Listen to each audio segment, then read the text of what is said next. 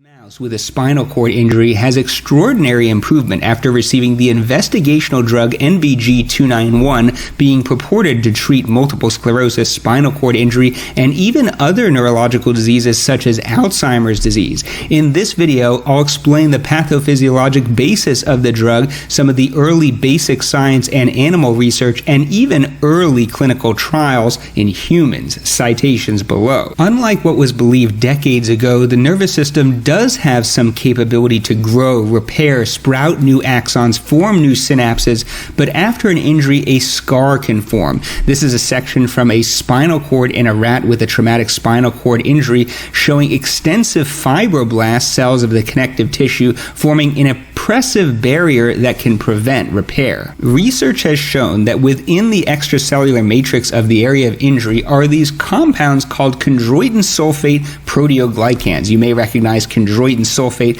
the popular supplement you take when you have an orthopedic injury.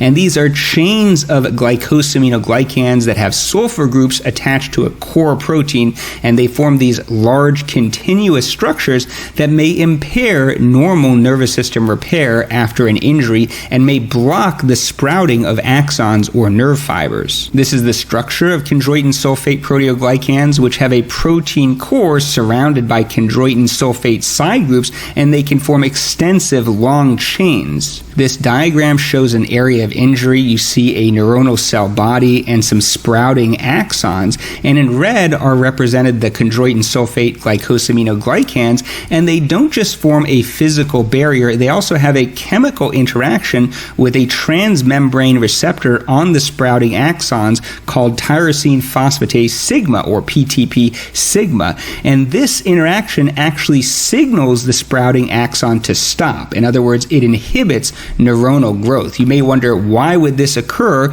It's thought to be important in embryonic development to prevent nerves from growing in areas where they're not supposed to be, or to force nerves and axons to grow in a certain direction. And the theory behind NVG-291 is there's just too much of this inhibitory signal at the site of injury, preventing axonal sprouting. And it turns out these chondroitin sulfate glycosaminoglycans are everywhere. This is from a cervical rat spinal cord injury. The neural components are stained in green, and the glycosaminoglycans are stained with the WFA stain in red, and you can see it's very extensive, forming a net around the neurons, and so it's really blocking neuronal growth. Much of this research was done by Dr. Jerry Silver, depicted on the right, and his team. They discovered this interaction between chondroitin sulfate proteoglycans and what he calls the intracellular sigma peptide, which is the transmembrane protein tyrosine phosphatase sigma, and the interaction I just showed you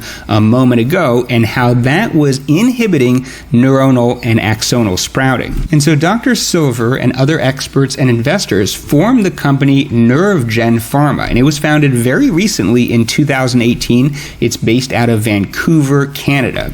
And they took this intracellular sigma peptide as a model and formed a synthetic compound, which is NVG-291. And it's simply 35 amino acids, and here's the sequence. There's actually a different rodent version and a human version, although the difference is only one amino acid.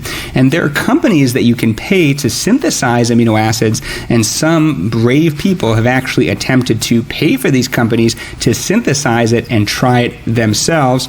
You can try this at your own risk. It's given as a subcutaneous injection, probably once a day, though the exact formulation, I believe, is still being worked out, and it enters rat central nervous system within 1 hour of administration. The structure of NVG-291 includes the business end of the molecule, which is a 25 amino acid sequence, which is homologous to PTP sigma, the protein that interacts with chondroitin sulfate glycosaminoglycans in the image I showed you earlier, and also a 10 amino acid sequence, the TAT tag, which allows this protein to translocate easily through cell membranes so it can get where it needs to go. By the way, my name is Brandon Beaber. I'm a clinical neurologist. I don't normally read a lot of spinal cord injury basic science and animal research, and I apologize for any inaccuracies in this presentation. But let's move on to animal studies, and we'll start with multiple sclerosis. These are slides from a study in experimental autoimmune encephalomyelitis, a mouse model of multiple sclerosis sclerosis,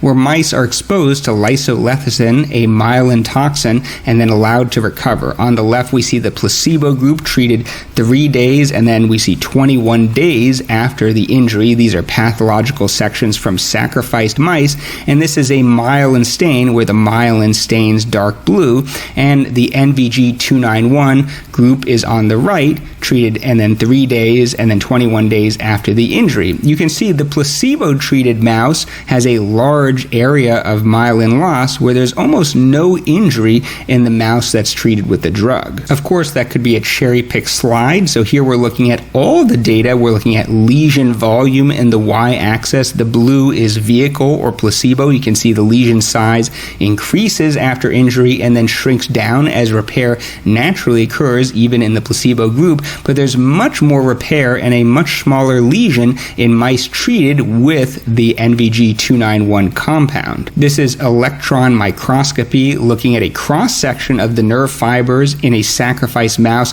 treated with intracellular sigma peptide or NVG-291 on the bottom. Much more impressive myelination than the mouse treated with placebo on top. And it's known that chondroitin sulfate glycosaminoglycans are present in multiple sclerosis plaques in humans, so perhaps this drug could be effective for humans with multiple sclerosis, although there's no ongoing phase 1 or 2 trial in humans quite yet. So for now, we'll shift to traumatic spinal cord injury and the effects of NVG-291. This is a stain of 2 rat spinal cords who had a traumatic spinal cord injury. The spinal cords are arranged from rostral towards the head to caudal towards the leg, and the injury is here in the middle.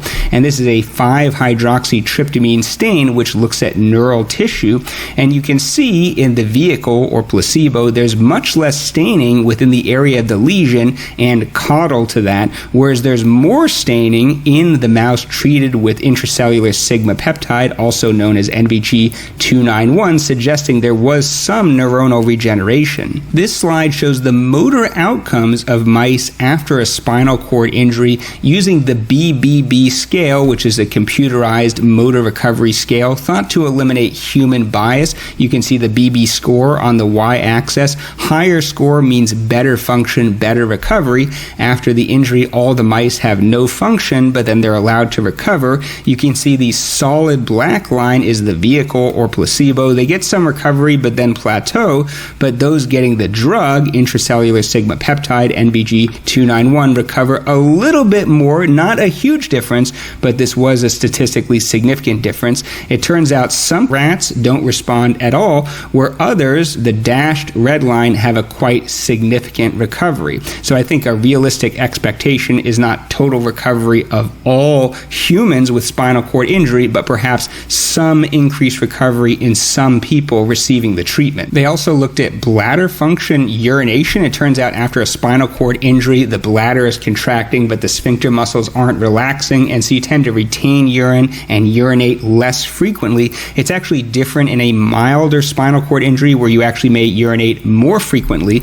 But anyway, with placebo, there were only about 0.5 voids or urinations per hour, but in those getting the drug, it was roughly double on average, 1 void per hour, and that's one of the major complaints of people with spinal cord injury, and it can lead to serious urinary tract infections as well. Now, the data I showed you was for acute or subacute spinal cord injuries where the intervention came right after the injury, but could NVG-291 work months or years later? Well, this was a study on chronic mouse spinal cord injury, and they did not treat the mice until 3 months after the injury. So you can see baseline and then time 0. This is actually a 3-month difference, and then they treated the mice with either vehicle, placebo, or the drug NVG-291, and there was more improvement, which was statistically significant over many weeks. This is not the BBB score, but the 4-limb locomotor rating scale, a different score for motor function, but the difference is just as impressive with the acutely treated mice. We don't know too much about the potential side effects of NVG-291. This is a phase 1 trial in humans, so the drug was given to healthy humans without multiple sclerosis, without spinal cord injury, and some had some injection site reactions, irritation at the site of injection. There was an increased rate of headaches, 25% in the treated group, versus 15% in the placebo group, but no serious side effects, though the sample size is quite small, so we don't know about rare serious side effects. But we'll learn more fairly soon and get some real data, possibly by as early as mid-2025. This is an ongoing phase 1b trial for NVG-291 in traumatic spinal cord injury, not multiple sclerosis or any other disease quite yet. They're recruiting 20 subjects with chronic spinal cord injury who've had the injury for greater than a year up to 10 years, and 20 with a subacute spinal cord injury 10 to 49 days after the injury. It has to be an incomplete cervical spine injury, so not a complete injury at the level of C7 or higher, and the participant has to be able to initiate at least one step with one leg. I think they want people with some motor function so that potentially they can measure a noticeable improvement. And they recently announced September 30th, 2024 that they're near completion of recruiting the chronic spinal cord injury cohort, the 20 people. I don't know how long it is for them to recruit the people with acute or subacute spinal cord injuries. You can imagine there are many more people with chronic older injuries waiting to get into the trial, so most likely we'll have the data for chronic spinal cord injury mid-2025 or a little later, and then perhaps later than that we'll get data on subacute spinal cord injury. My opinion, it's more likely to show a benefit on people with more recent injuries, but based on animal data, it could potentially be effective in both. So I think this is really exciting research. I give a ton of credit to the basic science and animal researchers who developed this technology over many decades. Most of the studies which I didn't mention in this presentation. Of course, even after the phase 1b trial is completed, it's not a randomized trial. There's no placebo group, so we won't really know if it was effective or not. There will have to be a phase 2 and phase 3 trial, so it will be quite a while until this drug is actually on the market, even if it's proven to be effective. I'd be interested to know if you had the opportunity to enter this trial, would you consider it, and what do you think about this? How optimistic are you that it could be effective? And let me know if you have ideas for other videos.